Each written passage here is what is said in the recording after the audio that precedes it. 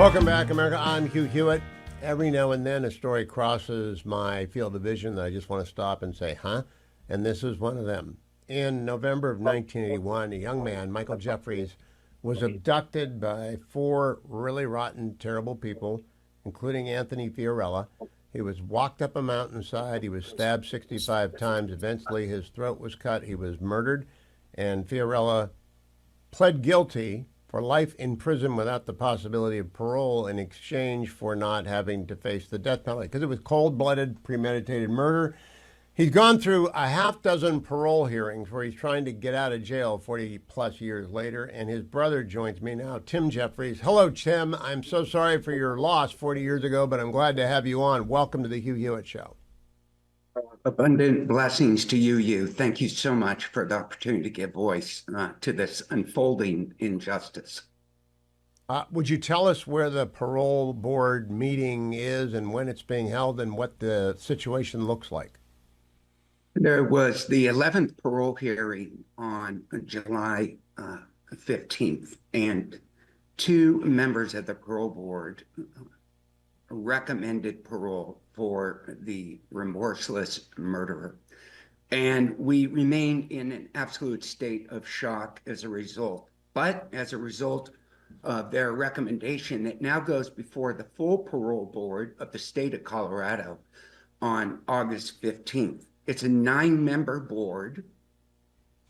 Obviously, 2 people already support it. So of the remaining 7, they only need 3 votes. But we need 5 of the 7 votes, and that is indeed a tall order given who appointed them.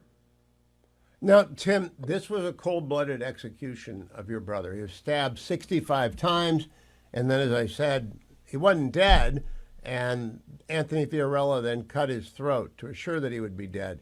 And he did a plea deal, right? He was going to be tried with a death penalty, but he did a plea deal. Am I right about that?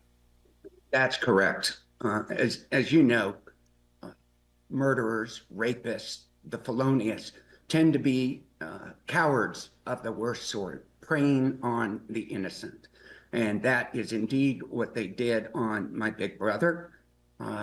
Thankfully, they found Michael in the Rockies, all sorts of miracles regarding that. And the folks were apprehended. One of the murderers committed suicide, so murder got him into jail, murder got him out. And Fiorella, although he claims he has remorse, does not have real remorse. And the fact that he fled the scene, the fact that he's not had remorse, to us further underscores why he took a plea deal to avoid a very vigorous death penalty prosecution. So I'm curious about the Colorado board. Do they have a standard for reversing because a plea deal to avoid a death penalty charge is the hardest thing in the world to get out of. And if you go to life without parole, you're not supposed to get parole. And the 9 people can't put themselves back into 1981. What argument is Fiorella making or his attorneys making?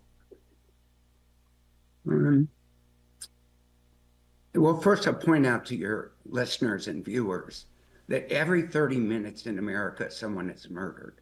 So during the course of this program, someone will be murdered on average. Every day in America, upwards to 50 people are murdered. The murders aren't just the big sensational murders we see in the news. They're happening every day, and they've been happening for years. Michael was murdered 44 years ago. And we've been dealing with this remorseless murderer literally for 44 years.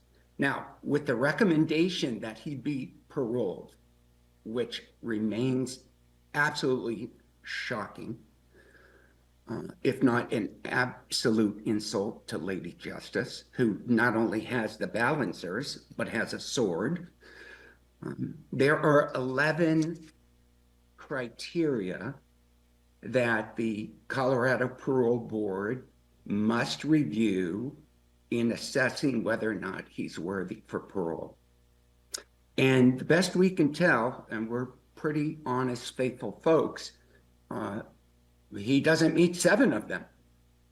So how he's even at this point is, it's not only beyond comprehension, it's brutal re-victimization. Of course it is, and I when I saw the Menendez brothers getting a retrial for parole, I thought this is wrong. Everyone knows it's wrong. It encourages people to murder, and those 9 people should not have a political career if they vote to release your brother's killer. Are they appointed by the governor, Governor Polis? They are. 2 of the 9 are law enforcement representatives, so we're hopeful we'll have 2 anchors for our plea, and they will be pleas, desperate pleas.